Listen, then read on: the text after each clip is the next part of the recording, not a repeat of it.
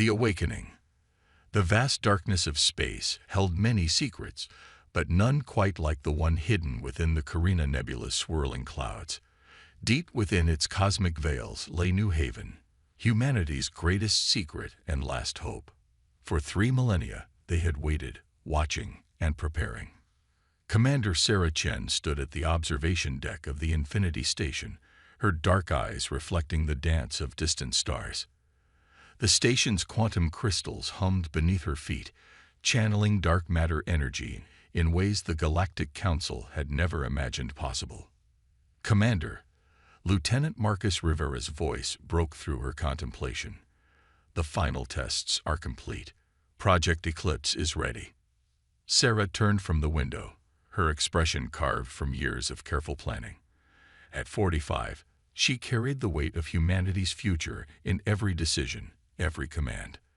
The station's soft blue lighting caught the silver streaks in her black hair, earned not from age, but from decades of working with dark matter energy. "Show me," she ordered, following Marcus to the central command hub. The room buzzed with activity as hundreds of technicians and officers worked at their stations, each monitoring different aspects of humanity's master plan. Holographic displays filled the air with streams of data, charts, and real-time calculations. The centerpiece of the room was a massive 3-dimensional projection of their dark matter drive. It was beautiful in its complexity, a feat of engineering that had taken centuries to perfect. The Galactic Council had used similar technology to destroy Earth, but humanity had taken it further, unlocked its true potential. "The containment field is stable," Marcus reported, his fingers dancing across the holographic controls. "Energy output exceeding all previous tests by 300%. We can now harness enough power to punch through the Council's strongest defensive shields." Sarah studied the data scrolling past her eyes. "And the stealth systems. Perfect invisibility, Commander. The dark matter absorption rate is at 99.99%. We're virtually undetectable." The news should have brought a smile to her face, but Sarah had learned long ago to temper hope with caution. She remembered the stories passed down through generations, tales of Earth's final days, of the Council's betrayal, of the few thousand humans who had managed to escape into deep space. "Admiral Zhao needs to see this," she said finally. "Call an emergency meeting of the Haven Council." Within an hour, the 12 members of humanity's governing body had assembled in the secure chamber. Admiral James Zhao, the oldest among them at 70, sat at the head of the table. His weathered face bore the marks of someone who had dedicated his entire life to a single purpose. 3,000 years, he began, his voice carrying the weight of centuries. 3,000 years we've waited, hidden, evolved. The Council thinks they erased us from existence, that their cleansing was complete. He paused, looking at each person in the room. They were wrong. Sarah stepped forward, activating the room's holographic display. "Project Eclipse is ready," she announced. "We've perfected the dark matter drive technology. Our ships can now move undetected through Council space, and our weapons can penetrate their strongest defenses." The room erupted in murmurs. Admiral Zhao raised his hand for silence. "The question before us is not whether we strike, but when and where." "The Arcturus Defense Network," Sarah suggested, pulling up a detailed map of Council space. "It's their primary early warning system. If we can disable it, they'll be blind," completed Dr. Emily Santos, their chief scientist. "But more importantly, they'll know we're back. The psychological impact alone will be devastating." Zhao nodded. "They've built their entire civilization on the belief that they successfully eliminated the human threat. Imagine their terror when they realize we've not only survived but evolved beyond their comprehension." Sarah touched a control, and the hologram shifted to show their fleet. 500 ships, each powered by dark matter drives, each capable of destroying a small moon. They were beautiful and terrible, humanity's answer to 3,000 years of exile. "There's something else," she said, her voice dropping slightly. "Our long-range scouts have detected unusual activity in the outer rim. Several species that were once loyal to the Council are showing signs of rebellion. They've seen the Council's true nature over the millennia. Zhao leaned forward, interest sparking in his eyes. Potential allies. Potentially. The Nexeri, the Drachnid, even some Zalaxian colonies, all of them have suffered under Council rule. They remember that humanity once stood against the Council's tyranny. The room fell silent as the implications sank in. This wasn't just about revenge anymore. It was about reshaping the galaxy, about finally bringing down an empire that had ruled through fear and destruction for too long. Admiral Zhou stood slowly, his cybernetic leg whirring softly. Then it's decided. Commander Chen, you will lead the first strike. Target the Arcturus network. Show them that humanity isn't just back. We're back to stay. Sarah nodded, feeling the weight of history settling on her shoulders. When do we launch? On the next lunar eclipse, Zhao answered. Let them remember the day darkness fell across their empire. As the meeting adjourned, Sarah returned to the observation deck. Behind her, New Haven hummed with activity, preparing for war. Before her, the nebula's gases swirled in cosmic patterns, hiding them from the galaxy's eyes one last time. 3,000 years of waiting were about to end. Humanity was about to remind the galaxy why they had been feared, why the Council had tried so desperately to destroy them. This time, there would be no surprise attack, no overwhelming force against an unsuspecting planet. This time, humanity was ready. Project Phoenix. The Arcturus Defense Network stretched across 3 solar systems, a web of interconnected sensors, and automated defense platforms that had protected Council space for millennia. Its quantum arrays could detect a ship's engine signature from 50 light-years away. At least, that's what the Council believed. They never imagined someone could bend dark matter itself to move unseen through their defenses. Commander Sarah Chen stood on the bridge of the Phoenix, humanity's most advanced warship. Around her, the bridge crew worked in focused silence, each monitoring their stations as the fleet moved through Council space. The dark matter drive hummed beneath their feet, its energy signature completely masked from detection. Multiple Council vessels detected. Lieutenant Rivera reported from his tactical station. 3 heavy cruisers and their escort fleet. They're conducting standard patrol patterns. Sarah watched the holographic display as the Council ships passed within kilometers of their position, completely oblivious to the human fleet's presence. The Council's arrogance had always been their weakness. They believed their technology was supreme, their defenses impenetrable. Status of the strike teams. Sarah asked, her voice steady despite the tension building in her chest. All teams report ready, Commander. Captain Diana Wong responded from her station. Strike Team Alpha is in position near the primary control hub. Beta and Gamma teams are aligned with their secondary targets. Sarah nodded, checking the mission clock. In exactly 17 minutes, the eclipse would begin on New Haven. It was more than just symbolic timing.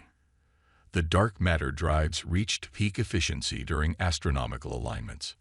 All ships, maintain position, she ordered. Prepare to execute Operation Phoenix on my mark. The minutes ticked by with excruciating slowness.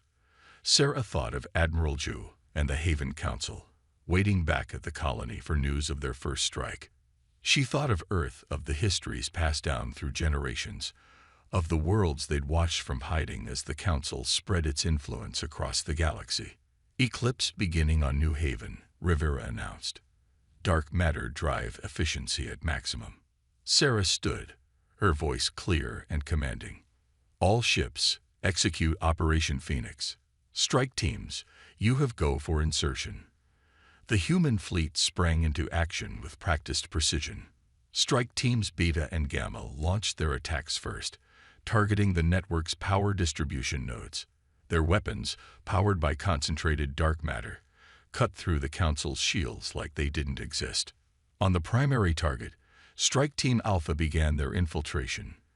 Led by Major Elena Santos, they moved through the station's corridors like ghosts, their dark matter-enhanced stealth suits rendering them invisible to both sensors and organic eyes. Control room secured. Elena's voice crackled through the comm. Beginning upload of the Phoenix virus. The virus was a masterpiece of human ingenuity, designed to not just disable the network, but to turn it against its masters. It would use the Council's own systems to broadcast a message across their entire territory. Humanity had returned. Multiple Council ships changing course, Rivera reported. They've detected the attacks on the secondary nodes. Right on schedule, Sarah replied. Launch fighters. Keep them occupied while Alpha Team completes their mission. Human fighters streamed from the larger ships, engaging the surprised Council vessels. The Council crews had no time to process what they were seeing. Ships appearing from nowhere, weapons that ignored their shields, fighters that moved with impossible speed and precision. Phoenix virus uploaded, Elena reported. Beginning final sequence. Sarah allowed herself a small smile. All ships, prepare for Phase 2. Elena, get your team out of there. The next few minutes were chaos as the virus took hold. Throughout Council space, communication systems began broadcasting a single message in every known language. Remember Earth. Defense platforms turned on their own ships. Sensor arrays went dark. Council reinforcements incoming, Rivera warned. Multiple heavy warships detected. They're too late, Sarah said, watching as the primary control hub's reactor began to overload. All ships, execute emergency jump. Return to Rally Point Alpha. The human fleet vanished moments before the control hub exploded, the detonation cascading through the network's quantum links to destroy every connected facility. In a single strike, humanity had blinded the Council's early warning system and announced their return to the galaxy. Hours later, Sarah stood before the Haven Council, delivering her report. The holographic displays showed the extent of their victory, the complete destruction of the Arcturus network, the chaos spreading through Council space, the confusion and fear in their communications. The Council will respond with everything they have, Admiral Zhao noted, studying the tactical displays. They'll try to find us, to finish what they started 3,000 years ago. Let them try, Sarah replied. We're not the same humans they try to exterminate. We're stronger, more advanced, and most importantly, we know their weaknesses. And the other species? Dr. Santos asked. The ones showing signs of rebellion. Sarah brought up new data streams showing increased activity in the outer rim. They're watching. They saw what we did to the network. More importantly, they heard our message. Some have already begun reaching out through encrypted channels. Admiral Zhou nodded slowly. Then Phase 2 begins. Commander Chen, prepare the fleet. It's time to show the galaxy that humanity isn't just seeking revenge. We're offering liberation. As the meeting concluded, Sarah returned to the Phoenix. The ship's dark matter drive pulsed with power, ready for their next mission. The Council had thought they were being prudent when they tried to destroy humanity. Instead, they had forced them to evolve, to become something far more dangerous than they could have imagined. The war for the galaxy's future had begun, and humanity was no longer hiding in the shadows. The Council's reckoning. High Counselor Vex Thor's crystalline hands trembled as he reviewed the damage reports. The massive chamber of the Galactic Council was in chaos, with representatives from 100 species arguing and demanding explanations. The destruction of the Arcturus network had shaken the very foundation of their civilization. Impossible, he whispered, his multifaceted eyes reflecting the holographic displays. They were eliminated. We made certain of it. First Speaker Lyra, a being of pure energy contained within an advanced environmental suit, moved closer to Vex Thor. The evidence is undeniable. The dark matter signatures, the precision of the attacks, the message broadcast across our networks. Humanity has returned. How? Demanded Counselor Kraz, his scaled skin darkening with anger. We destroyed their world. We erased their civilization. Nothing could have survived. The chamber fell silent as Admiral Thorne entered. The massive Chronaxian military commander's carapace bore the marks of countless battles, but now there was something new in his four eyes. Fear. "Honorable Council," he began, his translator converting his clicks and whistles into standard speech. "The attack on the Arcturus network was just the beginning. We've detected similar energy signatures in the outer rim. Multiple colonies have gone dark. The humans aren't just back. They're insurgent." On the central display, footage from the attack plate. Council ships, their supposedly impenetrable shields useless against weapons that bent the fabric of space itself. Strange vessels appearing from nowhere, striking with impossible precision, then vanishing again. "They've mastered dark matter technology," Lyra observed, her energy form pulsing with concern. "The same power we used to destroy their world. They've turned it against us." Vexthor rose from his seat, his crystalline form catching the light. "How many ships do we have ready to deploy?" 70% of the fleet is combat ready," Admiral Thorne reported. "But without the Arcturus network, we're fighting blind. They could strike anywhere, at any time. Then we protect everything." Kraz shouted, slamming his scaled fist on the console. "Deploy the fleet in defensive formations around all major systems." "They can't possibly." He was interrupted by a priority alert. On the main display, new reports flooded in. The Nexari colonies in the Outer Rim had declared independence from the Council. The Drachnid Empire was mobilizing its forces. Even the normally subservient Salaxians were showing signs of rebellion. "They're inspiring others," Lyra realized, her energy form dimming slightly. "Species we've suppressed for millennia. See humanity's return as a sign. They're rising up." Admiral Thorne's tactical display showed the growing chaos. The humans are coordinating with them, sharing technology, strategic information. Every hour we delay, more systems fall into open revolt. "Then we eliminate them again," Kraz declared. "We did it once, we can." "Can we?" Vexthor's quiet question cut through the chamber. "Look at what they've accomplished in hiding. While we grew complacent, they evolved. They took our greatest weapon and mastered it in ways we never imagined possible." The council chamber erupted in arguments again. Some called for immediate military action, others for negotiations, and a few simply wanted to flee to the furthest reaches of space. In the midst of the chaos, First Speaker Lyra accessed the historical archives. The holographic display showed Earth as it had been 3,000 years ago, a beautiful blue world teeming with life. The next image showed its destruction, the dark matter wave that had erased it from existence. "We thought we were protecting the galaxy," she said softly. "We saw their potential for violence, their rapid technological advancement, their unpredictability. We feared what they might become." She gestured at the current tactical displays. "And in trying to prevent that future, we created something far more dangerous." "What are you suggesting?" Vexthor asked. "That we made a mistake. Not just an ethical one, but a tactical one. We united humanity in ways we never imagined possible. We forced them to evolve, to advance, to become exactly what we feared. But worse, we gave them a reason to hate us." Admiral Thorne's tactical displays updated again. More systems going dark, more colonies declaring independence, more ships vanishing from sensors, presumably destroyed by weapons they couldn't detect or defend against. "The humans are offering protection to any system that breaks from the Council," he reported. "Their dark matter technology makes our blockades useless. We can't stop the spread of rebellion." Vexthor studied the displays, his crystalline form reflecting the chaos unfolding across the galaxy. "Then we have only one choice. Summon the Emergency Council, all species, all representatives. If we're to survive this, we need to understand exactly what we're facing." As the chamber emptied, First Speaker Lyra remained, her energy form pulsing with troubled thoughts. On the display, another human message was broadcasting across captured networks. "Remember Earth. Remember what they did.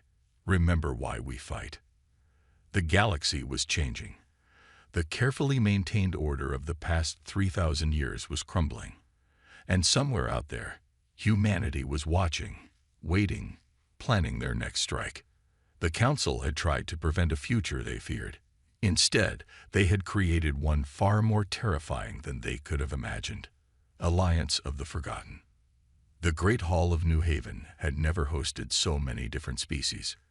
Commander Sarah Chen stood at the head of the circular chamber, surrounded by representatives from dozens of civilizations that had suffered under Council rule. The air was thick with tension and possibility. Nexari Ambassador Katal, her crystalline form shimmering with internal light, stepped forward. For centuries, the Council suppressed our technological advancement, claiming it was for the galaxy's protection. Now we see the truth. They feared any species that might challenge their power. Just as they feared humanity, Sarah agreed, activating the central holographic display. It showed the latest tactical map of Council space, with nearly a third of its former territories now declared independent. But fear is no longer enough to maintain their control. The Drachnid war chief, Zorax, moved his massive scaled form closer to the display. Your dark matter technology could turn the tide of this war completely. With it, we could strike at the Council's heart directly. That's exactly what we intend to do, Sarah replied, zooming in on the Council's capital system. But we need more than just technology. We need unity. The chamber hummed with translator devices as dozens of species discussed among themselves. Some had been traditional enemies, forced to compete for resources under Council rule. Others had never interacted before, isolated by artificial boundaries created to maintain control. Dr. Emily Santos stepped forward, her research team's data floating around her. We've adapted our dark matter drives for compatibility with your ships. The Council used our differences to keep us apart.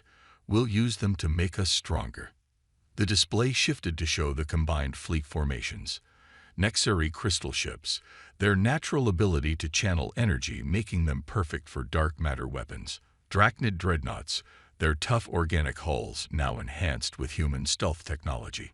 Xylaxian interceptors, their unmatched speed combined with dark matter drives making them nearly impossible to track. The Council believes they created their worst nightmare by forcing humanity to evolve. Sarah continued, but they were wrong. Their true nightmare is seeing all of us stand together. A soft chime interrupted the meeting. Lieutenant Rivera's hologram appeared, his expression urgent. Commander, we're detecting massive fleet movements in Council space. They're consolidating their forces around their capital. They know we're coming. War Chief Zorax growled, his scales shifting color with excitement. Let them prepare. Kettle's crystalline form pulsed with determination. They've never faced anything like our combined strength. Sarah studied the tactical displays, watching the Council fleet movements. They were desperate, pulling ships from vital defensive positions to protect their capital. Just as planned. We attack in 3 phases, she announced, the display updating to show their battle strategy. First, the Xylaxian fleet will launch raids on their remaining industrial centers. While they're distracted, Drachnid forces will engage their main fleet head-on. And the humans? Ambassador Katal asked. Sarah's expression hardened. We'll do what we do best. Appear where they least expect us and strike where they're weakest. Our combined fleet will hit their capital from multiple vectors simultaneously. They won't be able to defend against attacks they can't detect coming from every direction. The chamber erupted in a chorus of agreements in dozens of languages. Species that had once been bitter enemies were now unified in purpose. The Council's greatest weapon, fear, had become its undoing. There's something else. Dr. Santos interrupted, her expression serious. Our deep space sensors have detected unusual energy readings from the Council capital. They're trying to replicate our dark matter technology. Can they succeed? War Chief Zorax demanded. Not in time, Sarah assured them. But it shows they're desperate. Desperate enemies are dangerous enemies. The tactical display updated again, showing more Council ships moving to defensive positions. They were focusing everything on protecting their capital, leaving other systems vulnerable. The Council's fear was making them predictable. All forces, prepare for battle stations, Sarah ordered. We launch in 6 hours. Today, we show the galaxy that the future belongs to the free. As the representatives departed to prepare their forces, Sarah remained in the chamber with Dr. Santos and Lieutenant Rivera. The holographic display showed their combined fleet, thousands of ships from dozens of species, all unified under a single cause. 3,000 years ago, the Council tried to erase humanity because they feared what we might become, Sarah said softly. They never imagined we'd become something far more powerful, a symbol of hope for every species they've oppressed. The Council's watching their empire crumble, Rivera noted, studying the tactical feeds. They've lost control of the narrative. Every system that breaks free inspires 10 more to resist. And after we take their capital, Dr. Santos asked, what then? Sarah looked at the display, at the millions of beings counting on them to succeed. Then we do what humanity does best. We build something better. Not an empire ruled by fear, but an alliance strengthened by our differences. The chamber's lights dimmed as the fleet began its final preparations. Throughout New Haven and across dozens of allied worlds, ships were powering up their dark matter drives. The Council had spent 3 millennia building their perfect order through fear and suppression. They were about to learn that the galaxy was ready for chaos, ready for change, ready for freedom, and humanity would lead the way. Legacy of Earth. The Council capital world of Centrum hung in space like a jewel, its crystalline towers reaching toward the stars. Around it, the largest fleet ever assembled in Council history stood guard. But they weren't watching the right direction. They never did. Commander Sarah Chen stood on the Phoenix's bridge as the combined fleet of humanity and their allies emerged from dark matter space simultaneously at 12 different vectors. The Council's defensive grid lit up with thousands of alarm signals as ships appeared seemingly out of nowhere. All ships, weapons free, Sarah commanded. Execute Operation Legacy. The space around Centrum erupted in chaos. Silaxian interceptors streaked through the Council's formations, their enhanced speed making them nearly impossible to target. Drachnid dreadnoughts engaged head-on, their organic hulls now reinforced with dark matter shields that absorbed enemy fire. Council fleet is responding, Lieutenant Rivera reported. They're splitting their forces to counter multiple attack vectors. Just as predicted, Sarah nodded. Signal the Nexari. Begin Phase 2. The crystalline ships of the Nexari fleet activated their newly integrated dark matter weapons. Beams of concentrated spatial distortion cut through Council vessels like they were made of paper. The Council's supposedly impenetrable shields meant nothing against weapons that bent reality itself. But the Council wasn't going down without a fight. Their capital ships launched waves of fighters, filling space with energy weapons fire. They had numbers on their side, and desperation made them dangerous. Multiple impacts on decks 3 through 7, Captain Wong reported. Shield integrity holding at 80%. Sarah studied the tactical display. The Council's fleet was massive, but their formation was rigid, predictable.